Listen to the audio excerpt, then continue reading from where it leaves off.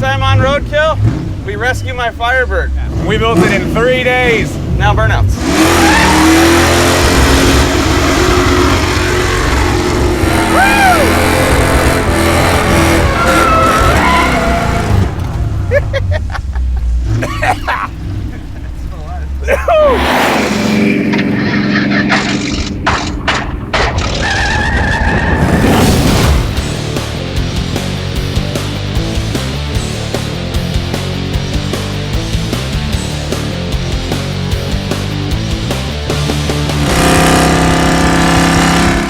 Last time on Roadkill, Finnegan bought one of his dream cars, a 1969 Pontiac Firebird that we slapped together in 2 days. And that is not the smart thing to do when your goal is to run in Tire Rack's One Lap of America competition. This event is historic for being grueling. It's a week on the road with a massive road trip. It's like 8 racetracks, multiple events at each track. There's autocrossing, road courses, drag racing. It is punishing. And as we've proved over and over on Roadkill, building a race car in 2 days is a surefire way to end up broken down at the side of the track.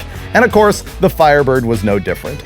On day 2 of the One Lap of America with Tony Angelo behind the wheel, something blew up in the 400 cubic inch Pontiac engine that we had slapped together the day before. Big surprise. We ended up loading the car on a U-Haul and heading for Finnegan's house in Georgia to see what we could do to get back in the race. So it's Monday, and we should be at Road Atlanta right now in Georgia, but we're not because yesterday broke the engine. But the good news is my house is on the way to Road Atlanta, so we stopped here. My buddy Daniel Boshears brought us some parts. We're not gonna be beaten. We're gonna pull the engine out of the car, we're gonna go through it and see if we can rebuild it right here at my house, and then we're gonna pick up with the tour wherever we can. I mean, it heads to Florida tomorrow, and then it comes up to Virginia the next day, so somewhere in there, we will be back on the road in the poncho and we will keep on trucking. There's going to be a lot of wrenching going on this thing today, and Alana and I decided it just would not be cool for us to keep racing in our comfy brand new Hellcat, and so we're here to thrash along with them and see how quickly we can get this thing back in competition. Are we allowed to just push you around the track, Mike? Maybe we don't need to put an engine in it. Hey, I will push this thing across the finish line if I have to, but given the fact that we have tools and we have time, let's make it run. So the first thing we have to address is that engine. It doesn't want to spin anymore. We think it's the bottom end. So the 400 is going to come out. We're going to pull the crankshaft out, see if we can sort of clean it up, put new bearings in it, new oil pump, windage tray, put an AccuSump on it, which is an oil accumulator that will deliver high pressure oil anytime the car needs it on track, and then we will get back on the road.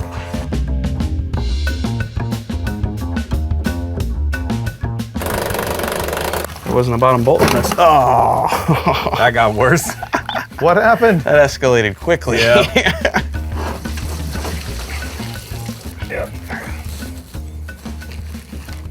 I need some more rags. A lot of people are like, you guys were unprepared. How could you have started this race, you know, with a car this like patched together? Thing is, for us, nothing ever gets done until it has to.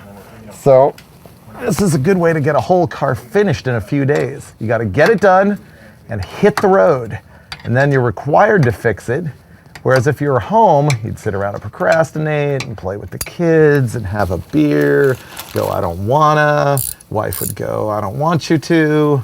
This way it has to happen. It's a genius plan, actually. It's the Roadkill plan. You should get on board with it.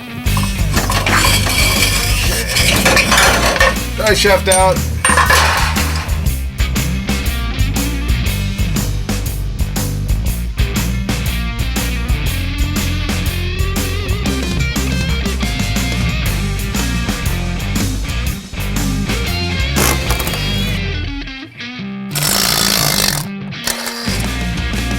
That doesn't look good at all. No, that's Wallard. Yeah. So when we were at Diversified Creations, we didn't have the right pilot bearing for the back of the crankshaft. And we took the wrong one, turned it down in the lathe, put it in there, and we got the trans installed, but apparently the input shaft wasn't exactly in there the whole time. Yeah, it wasn't in that bushing at all. Yeah, You and can so it was actually running around the outside of the bushing. Which explains vibration, which explains Trans coming popping out of gear, And which potential explains engine damage. how that's all hashed. I don't think it's engine damage.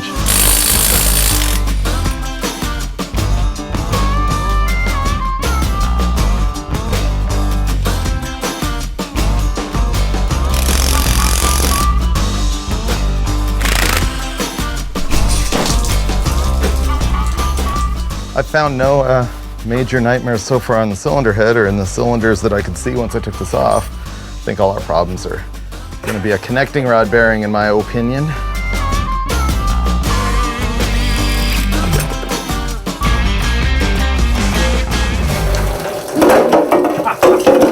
Or we could have just taken them out. They got your shoe. Yeah. Just put that anywhere. You might lose a little bit of water. Oh, it's spun. It spun it. Wow. Yeah. The rod bearing actually spun. And what that means is not only is the surface that the crank rides on all eaten up, but the two halves of the bearing shell actually spun around in the end of the connecting rod housing, which you can tell because the back of the bearing is all chewed up. It's all mushroomed out from heat. There's spin marks in the rod, and of course the crank journal's hashed. And it looks like we've got that at least on 1 and 2, and maybe also on 3 and 4. And that's gonna be an oil starvation issue is my suspicion.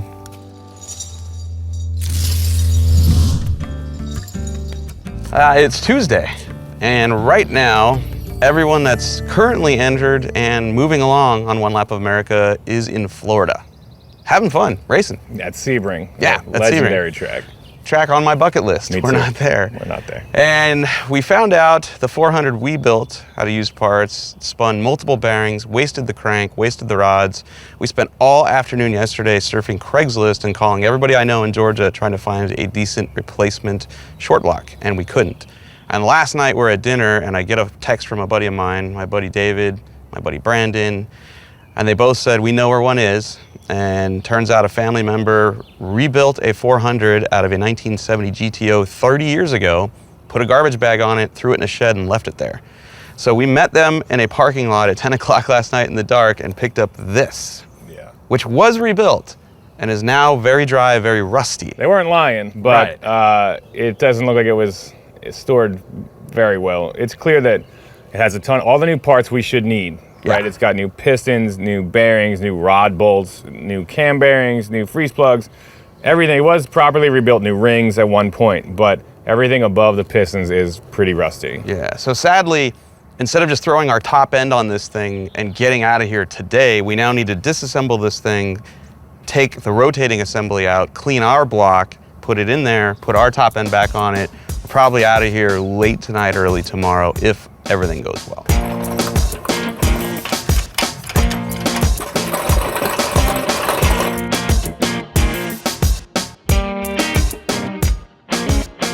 So all this metal that's in the bottom of the oil pan, I've been trying to get it out for probably 20 minutes. Just keep putting soap and water, and I don't even want to put it in our parts washer because it'll just ruin all of our paint thinner. So I'm trying to do this as a pre-wash, and every time I find a new passageway, it's baffled pan with all its little doors and stuff, there's just little hideaways full of bearing material. And we can blame you later. Yeah, I know. This is a dangerous job. I like to do the jobs where there's no possible way that I can be blamed for failure later. What we're doing is we're going to lap the valves because we did have a little bit of a valve sealing issue, and since we're trying to put this thing back together and not miss anything, this is part of it. So David's washing parts, I'm lapping valves, and hopefully we'll be able to put the heads back together in, I don't know, 2 or 3 days maybe. No, we'll have it together in a little while. A lot of fun in the sun, lapping valves. I can't believe how much stuff got trashed when this engine had no oil going through it. Even the valve guides got a little bit boogered, and we're having to go through and file off a little lip that got pulled up by the lock against the retainer. And I'm going through here now after everything has been cleaned up and just lapping the valves back to the seat using the age-old technique with the new technology of a cordless drill of putting a lapping compound on there, holding the end of the valve with a piece of rubber hose clamp it on there, and go to town.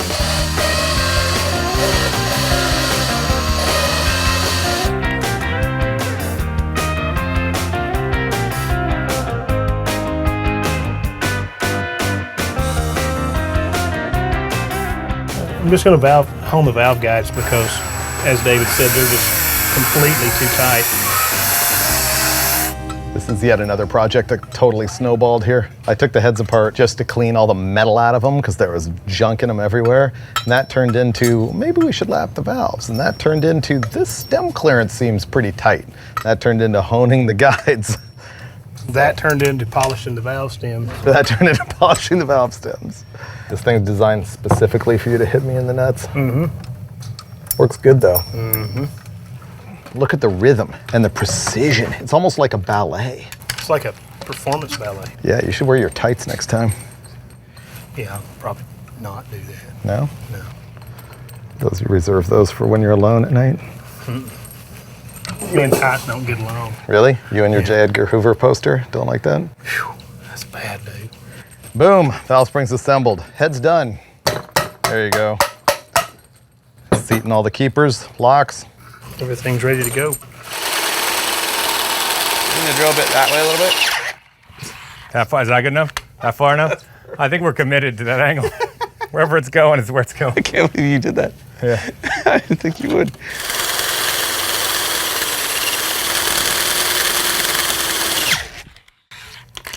Now the fun part, tapping cast iron. Even at home, sometimes you gotta use the wrong tool for the right job. We're trying to drill and tap our cast iron engine block for an A-end fitting that'll connect our AccuSump to our engine, which is the key to hopefully making the engine live. And I don't have a bottoming tap, and we didn't have the right drill bit, and I'm shortening a standard tap so that I can tap it deeper and get the fitting further into the block. Let's hope it works. Now that the tap is shorter, it should thread in deeper, cutting much more defined threads into our engine block for our fitting. It's no longer, hey, let's get the engine together, back in the car, fix the transmission, and go to several tracks and earn points and win. It is now just, can we get this fitting in this engine block? Once again, kids, lower your standards until you achieve a goal. Any goal. Tuesday night, I like to think we got a lot done today, if a lot means cleaning everything here. We didn't actually get to the assembly part, which sucks because we probably should leave tomorrow if we want to get to the very last racetrack of One Lap America. So I will be staying here all night trying to reassemble the engine, maybe get it in the car, maybe not. There's a lot left to do before we hit the road.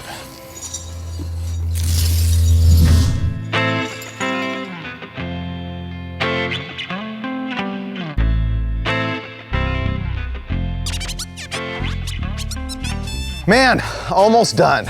Feels good to be at this point. Here's the bad news. We were here till 3:30 in the morning last night because if you look really carefully, you might realize that this is not the Pontiac 400 we've been working on the entire time. Nope, that is the motor we started out with in Michigan and we cleaned all day yesterday.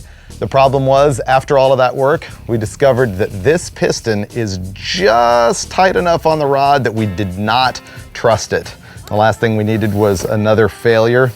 And so we took the 350 Pontiac that's been in the back of Bo Shear's truck the whole time and stripped the top end off of it and put on our heads, our oil pan, our stuff. But yes, we are just about ready to drop it in the car.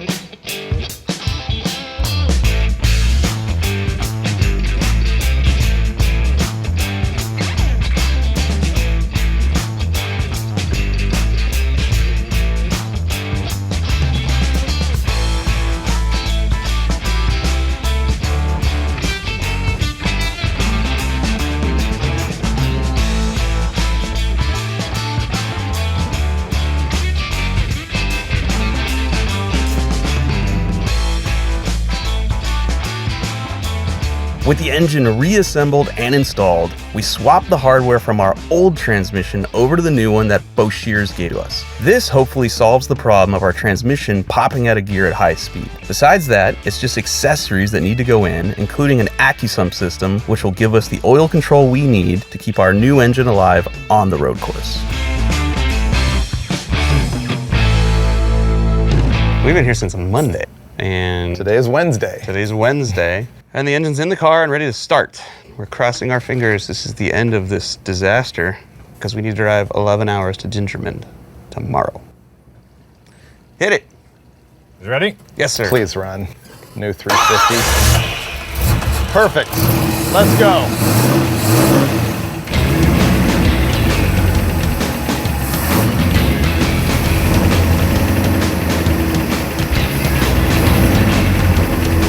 Runs good.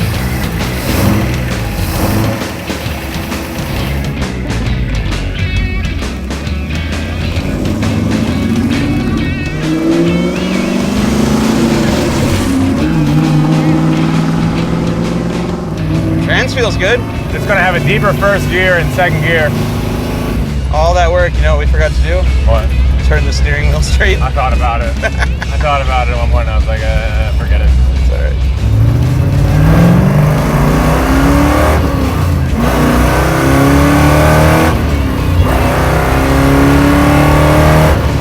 Not bad.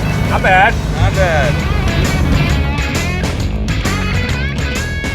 The police are right there. Watch this. Cop's gonna be like, you're about to get pulled over for having no hood on your car. And Michigan plates that are expired. Yeah, that expired 20 years ago. Don't pull out, don't pull out, don't pull out. Come on, cop. You got better things to do than to hassle us. Hear that? Not the best. What is that? It's the back of the car. Yeah, but what is it? I don't know. When you step on the brake, it stops.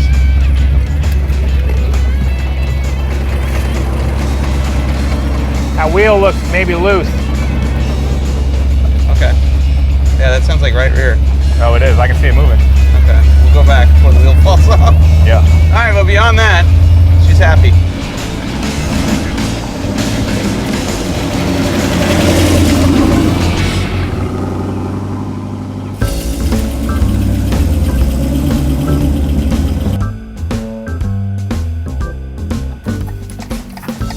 Something's real bad. When you step on the brake, it goes away. The whole wheel's loose.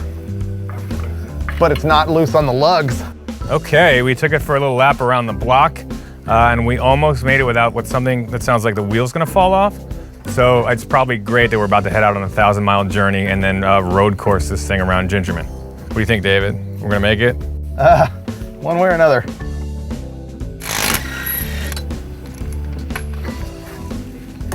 That's what we were hearing when we were wiggling the wheel. After getting the engine in and running, we went for a test drive, and the engine ran great. And then the axle tried to fall out of the car. So now we're once again working on it, not leaving tonight, really long drive tomorrow. This is a Pontiac 10 bolt instead of a Chevy type, so it doesn't have a C-clip inside that retains it. It has 4 bolts out here, and they've just come loose and let the axle flop around. Oh no. What is it? The bolts are not loose. That's terrible. That means the bearing came off its press. Turns out the problem is that the axle's coming in and out like this. I thought it was because the bolts are loose, but the bearing is gonna be loose on the axle shaft. And so we're gonna slam in one from the other 10 bolt that he's got here. And we gotta lash the valves and stuff. So we got a little more fiddling tonight before we finally hit the road tomorrow morning. Is that actually gonna happen? Oh, I hope so. Me too. Yep, look at that.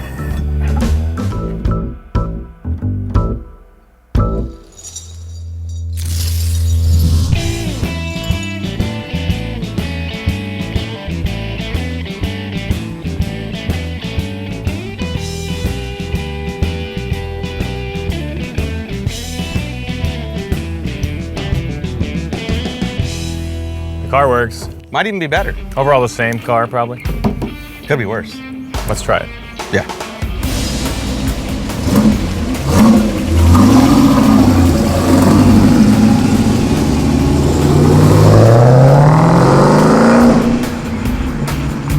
Thank you, Daniel Boshears. Nope. Coming to the rescue. I've changed my goals now. New goal is to end this trip with a Firebird and at least one running out of 4 Pontiac engines. That would be dope. Beat Mr. Corvette guy at Gingerman. That would be great. At least one lap. Got to beat him. And then, you know, party on.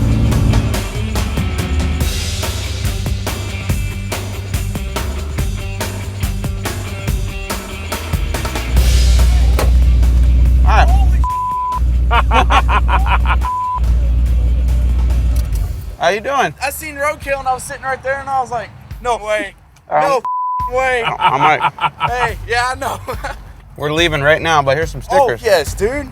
Oh my God, this is awesome.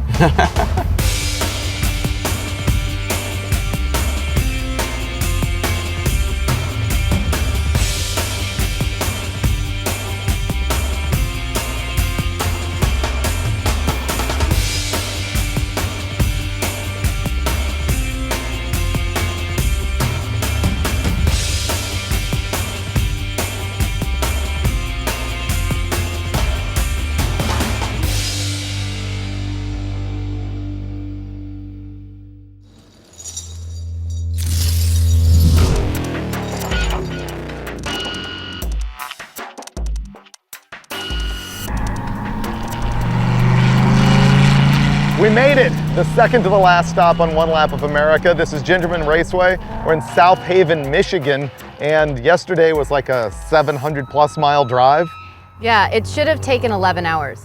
and it took 15, 16? 16 and a half. Yeah. Yeah, and it was very rough in the cushy as Hellcat. At one point, I couldn't find one of the USB cords, and so our music had to stop, and there wasn't satellite radio. Yeah, I don't think the video guys caught that though. No, how are they going to know how we suffered? I know. It's been really, really rough. No, it wasn't. Whew, it's Friday. We just drove 800 miles in the Firebird. We have a used engine, a brand new gearbox, lots of hope, lots of dreams, and new goals. All we really want to do now is beat 1/4 of the racetrack, which is what we blew up on the last time. So, and doing better than that Corvette would be nice. So we're gonna change the oil right now, adjust the carb a little bit, check the air in the tires, and then I get to go on a road course for the very first time in my dream car. I'm pretty sure the Firebird's gonna make it. I had my doubts when we first left, but it drove all these miles. It's not making any noises that were any worse than when we left. We'll see.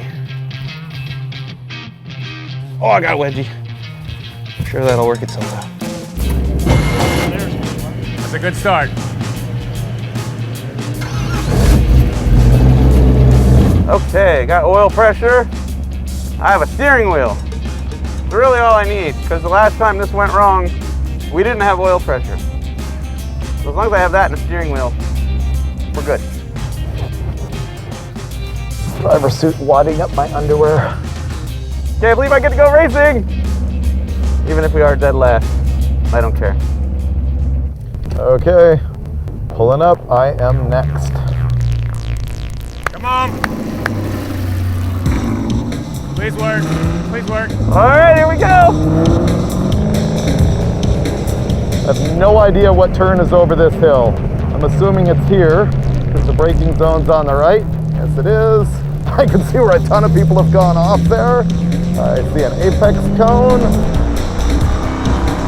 Woo-hoo-hoo! I get to do this!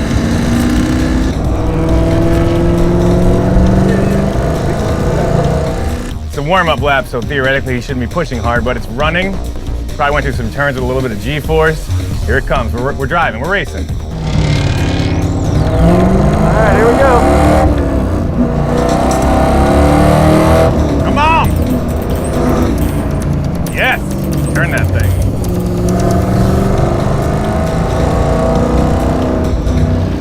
We're still going. We're still going!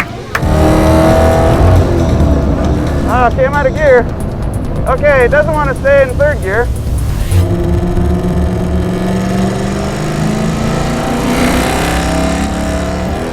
Oh my God, the trans will not stay in third gear. That kind of sucks.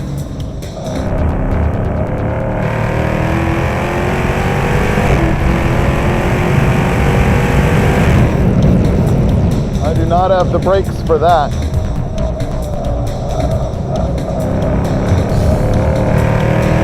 David is gonna be flying.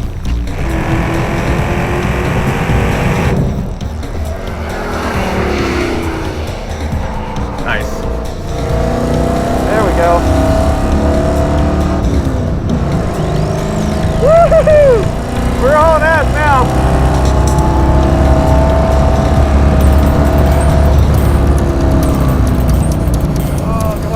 on, girls. Brake, brake, brake. One more turn.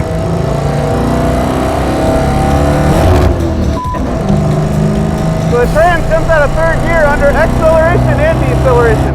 That's 1 lap. We did 1 lap. We have done 1 lap in America. That's what they call this, right? 1 lap in America, guys. Go, girl, go! Damn it. Pretty much at $3 grand, pops out of third gear all on its own. Kinda sucks. But I don't care, because I'm still racing my high school dream car. Woohoo! Finally racing the Firebird on a real road course after all of the late night thrashing to get it running is badass. This car rips. I don't care that the transmission pops out of third gear. The main thing is it's not overheating, the engine is still in one piece, and the Ride Tech suspension makes this thing stick to the pavement. In the end, everything we've been through has been worth it. I'm even letting Tony turn a few laps in the Firebird, knowing full well he may nuke my motor again. This has definitely been the best day at work ever. David is out there tearing it up in the Hellcat Challenger as well. It's been a cushy trip for him and Alana, and the car has been outstanding on the track, despite having old, worn-out brakes. It's a bummer they had to skip most of their week to help us get the Firebird running, but we couldn't have done it without them. After wrapping it up at Gingerbread Raceway, we headed back to Tire Rack in South Bend to finish off the week with burnouts and drifting.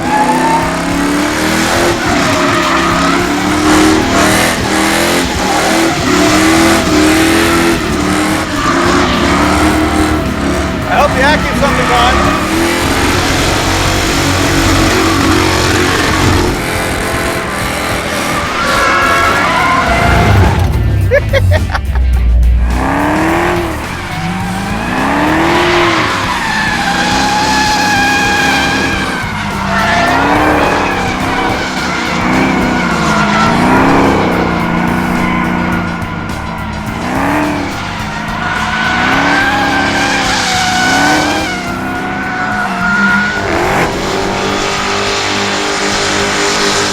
All in all, despite all of the breakdowns and having to piece together 3 engines to make one that would run, I was able to buy one of my dream cars, build it, road trip it, and race it in 1 lap of America.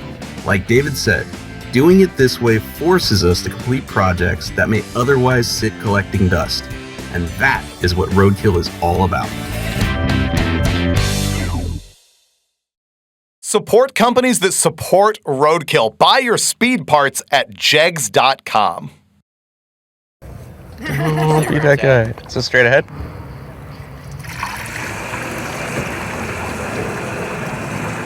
Might have spilled a little there.